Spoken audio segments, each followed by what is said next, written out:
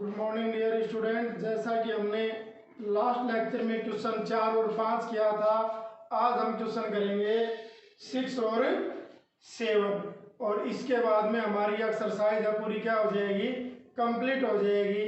देखिए क्या कहता है, गिवन द लीनियर इक्वेशन, दी गई रेखिक समीकरण 2x + 3y - 8 = 0, राइट। लिखिए अनदर दूसरी लीनियर इक्वेशन रेखिक समीकरण in two variables such that the geometrical of the pair of formed is. First condition है इंटरसेक्टिंग लाइन, और इंटरसेक्टिंग लाइन क्या होती है मैंने आपको पहले भी बताया था। इसका सेकंड क्वेश्चन था कि जब a1/a2 is not equal to b1/b2 हो तो उस कंडीशन में हमारी जो लाइन होंगी वो कैसी होंगी, इंटरसेक्ट होगी। देखिए हमारे पास गिवन इक्वेशन क्या है इंटरसेक्टिंग लाइन के लिए, इक्वेशन गिवन है 2x + 3y - 8 = 0। अब ये कहता है कौन सी लाइन के लिए, इंटरसेक्टिंग लाइन के लिए, तो हम यहाँ लिखेंगे फॉर इंटरसेक्टिंग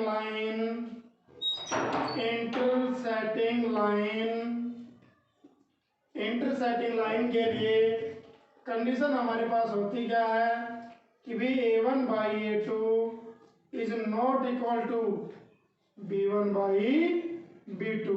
अभी यहाँ पर देखिए कि एक समीकरण तो हमारे पास गिवन है, यानी a1 हमारे पास गिवन है, लिख भी सकते हो आप यहाँ पर a1 इज इक्वल टू क्या है 2 है, b1 इज इक्वल टू कितना है 3 है, और c1 इज इक्वल टू कितना है -8 है।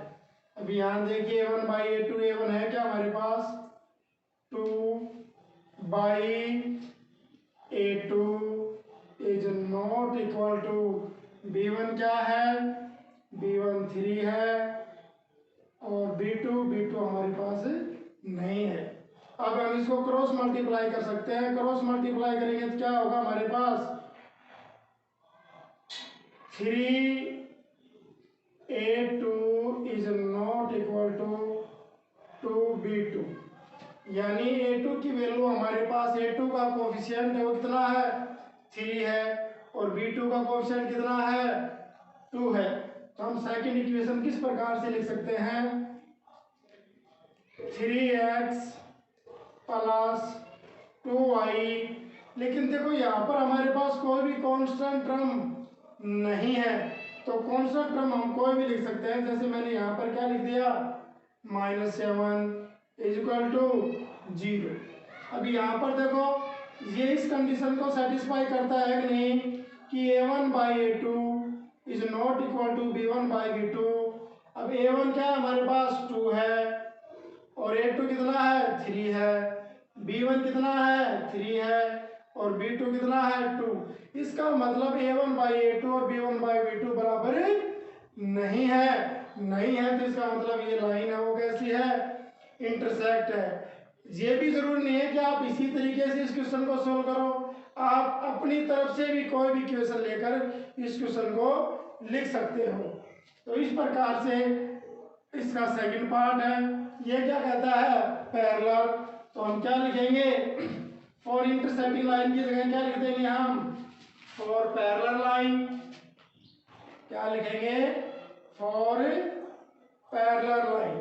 और पैरेलल लाइन के लिए क्या कंडीशन होती है कि a1/a2 equal b1/b2 is not equal to c1/c2, a1/a2 equal b1/b2 is not equal to c1/c2, यानी a1/a2 और b1/b2 तो बराबर होने चाहिए, लेकिन c1/c2 उसके बराबर नहीं होना चाहिए।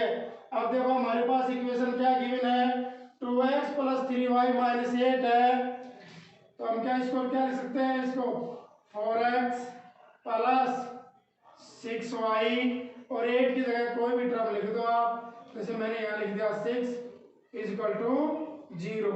अभी यहाँ पर देखिए कि a1 कितना है 2, 8 टू कितना है 4, तो 2 बाई क्या होगा 4, 1 बाई 2। इसी प्रकार से 3 बाई 6, 3 1 जा 3, 3 2 जा 6, लेकिन कांस्टेंट टर्म कितना है माइनस का 8 है, और यहाँ पर क्या है माइनस का 6, तो 8 बाई क्या लिखेंगे हम 6, तो 2 4 जा 8 और 2 3 जा 6। इसका मतलब इस कंडीशन को क्या करता है ये सेटिस्फाई करता है।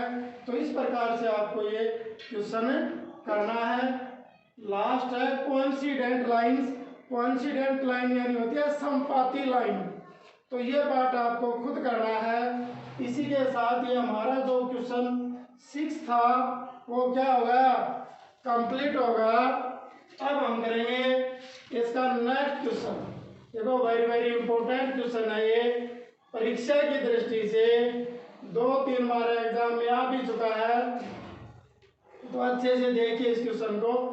क्या कहता है ड्रा द ग्राफ, ग्राफ में ड्रा कीजिए ऑफ द इक्वेशन, जो इक्वेशन दी गई है x minus y plus 1 equal to 0 and 3x plus 2y minus 12 equal to 0। Determine the coordinate of the vertex of the triangle. कहता है triangle के vertex निकालिए, शीर्ष निकालिए, फॉर्म्ड बाय दीज लाइंस, दी गई लाइन से, एंड द एक्स एक्सिस, और एक्स एक्सिस के एंड साइड, साइड मतलब होता है छायांकित, द ट्रायंगुलर रीजन, और जो इसका ट्रायंगुलर जो रीजन बनेगा फिगर बनेगा उसको आपको सेटिट करना है, छायांकित करना है। तो देखिए हम क्या लिखेंगे, इक्वेशन क्या है, क्या लिख देंगे द गिवन इक्वेशन। अब गिवन इक्वेशन में हमारे पास इक्वेशन है x minus y plus 1 equal to 0, equation first, और सेकंड इक्वेशन है हमारे पास 3x plus 2y minus 12 equal to 0। From first हम पहली इक्वेशन लेंगे x minus y plus 1 equal to 0, x minus y, ये प्लस का 1 बराबर किधर आएगा तो किसका होगा माइनस का, x minus y sorry x, ये माइनस का जो y है बराबर के इस तरफ आएगा किसका होगा प्लस का। यहीं पर आप इसकी टेबल बना लो, ज़्यादा बनाने की कोई ज़रूरत नहीं है। अभी यहाँ पर देखिए एक बार वैल्यू किसकी रख देंगे x की, y की वैल्यू रखेंगे तो x की वैल्यू आएगी, x की वैल्यू रखेंगे तो y की। यहाँ हमने मान लिया कि y की वैल्यू हमने 0 रखी, तो जब y की वैल्यू 0 रखेंगे तो x की वैल्यू कितनी होगी माइनस। इसी प्रकार से y की वैल्यू क्या रख ले 1, तो x की वैल्यू क्या आएगी 0। जरूरी नहीं है जो पॉइंट मैंने माने हैं वो ही आप मानो, एनी नंबर, कोई भी नंबर आप मानोगे तो सवाल क्या होगा आपका सही होगा, करेक्ट होगा। अब इसी प्रकार से हम लिख देंगे हम फ्रॉम सेकंड। अब फ्रॉम सेकंड इक्वेशन क्या हमारे पास 3x plus 2y minus 12 equal to 0। 3x ये माइनस का 12 इधर आएगा तो किसका होगा प्लस का, 2y प्लस का इधर आएगा तो किसका होगा माइनस का, 12 माइनस 2y, मल्टीप्लाई में जो संख्या है वो नीचे आएगी किस में होगी डिवाइड में होगी। इसी प्रकार से इसकी टेबल मान लो x और y, रखो पॉइंट, यहाँ y की वैल्यू मान लो हमने 0 रखी है, तो 0 रखेंगे तो 0 को 2 से मल्टीप्लाई करेंगे 0, और 12 में से 0 जाएंगे क्या बचेंगे 12, 12 को 3 से डिवाइड करेंगे कितने आएंगे 4। यानी जब हमने y की वैल्यू 0 रखी तो x की वैल्यू प्राप्त हुई हमें 4। फिर हम 1 रखते हैं, यदि हम 1 रखेंगे तो कितनी आएगी 10, जो 3 से डिवाइड नहीं होगा, और 3 से डिवाइड नहीं होगा तो हम ये नहीं रखेंगे। फिर हम क्या रखेंगे 2, तो 2 रखेंगे कितने आएंगे 8, तो भी नहीं है। फिर हम 3 रखेंगे, y की वैल्यू 3 रखेंगे तो 3 2 जा 6, 3 2 जा 6, y की वैल्यू हमने क्या रख दी 3, यहाँ भी कितने बचे 6, 6 को 3 से डिवाइड करेंगे 3 टू द 6। तो इस प्रकार से हमारी जो इक्वेशन है ये कंप्लीट। अब हम इसको ग्राफ में कैसे करेंगे, मेन जो समस्या है वो ग्राफ में आएगी। अब ग्राफ देखिए अच्छे से, ग्राफ को किस प्रकार से हम सोल्व करते हैं। अब हमारे पास दो टेबल है, इसको मैं लिख देता हूँ अलग से क्योंकि स्पेस कम है, इस वजह से यहीं पर इक्वेशन में फिर लिख देता हूँ, आपके पास नोट कर लेना इसको। ये फर्स्ट इक्वेशन है की टेबल है और सेकंड इक्वेशन की है 4, 0 और 2 और 3। इसको मैं लिख देता हूँ इक्वेशन सेकंड। अब हमारे पास थोड़ा स्पेस हो गया जिससे हम इनको अच्छे प्रकार से कर सकते हैं। अब यहाँ ग्राफ के लिए देखो, यहाँ आपको ग्राफ में बनाना है, कॉपी में नहीं यूज करना है इसका। अभी यहाँ देखो इक्वेशन ये x की वैल्यू इधर पॉजिटिव, इधर नेगेटिव, पॉजिटिव, नेगेटिव। अभी यहाँ हमने देखा दोनों इक्वेशनों में x की बड़ी से बड़ी वैल्यू कितनी है 4 है, x की बड़ी से बड़ी वैल्यू कितनी है 4 है, तो हम 4 तक ही लेंगे। x की वैल्यू पॉजिटिव 1, 2, 3, 4। अभी यहाँ देखो नेगेटिव वैल्यू तो x की केवल -1 ही है, एक और टर्म और बढ़ा लो ताकि फिगर अच्छे से लगे।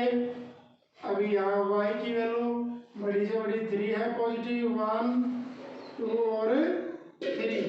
नेगेटिव y की वैल्यू कोई हमारे पास है नहीं, एक लिख सकते हो -1।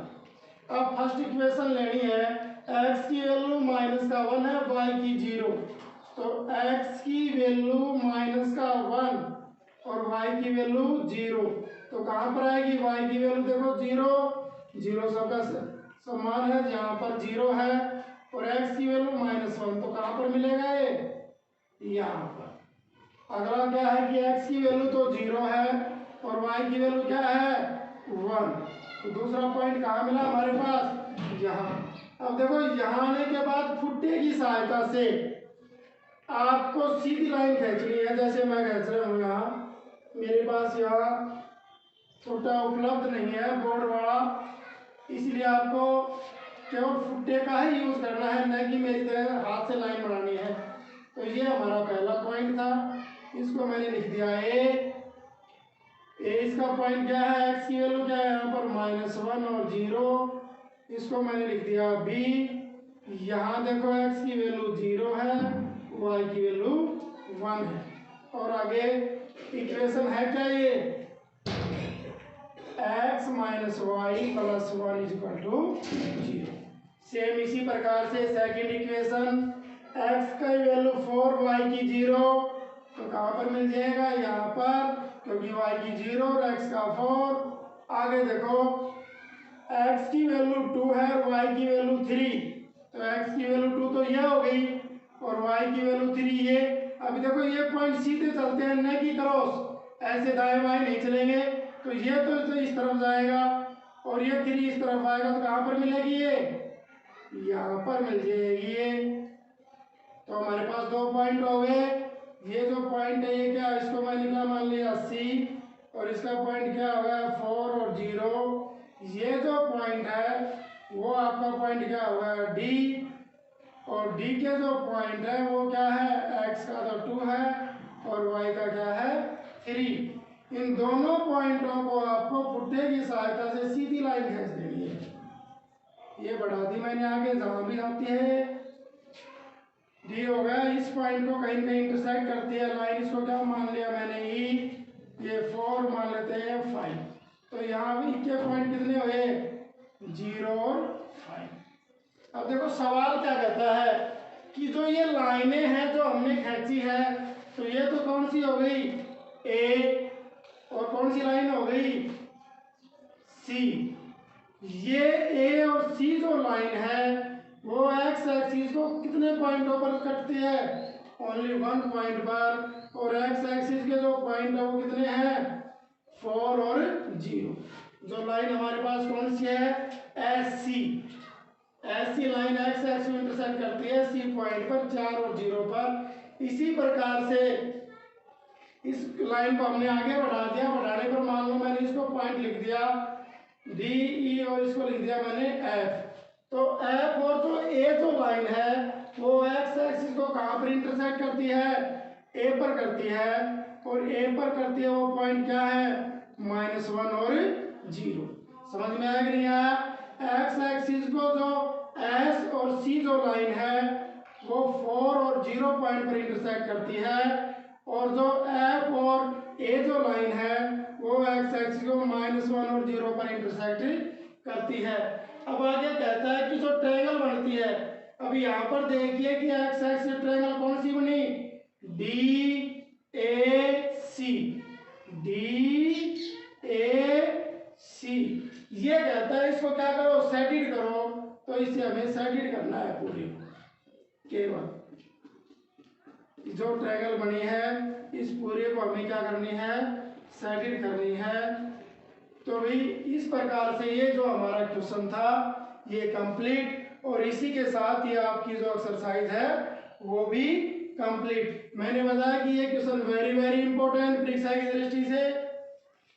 तो इस प्रकार से हमारी एक्सरसाइज कंप्लीट हो गई। थैंक्स। अगला जो लेक्चर होगा वो नेक्स्ट डे।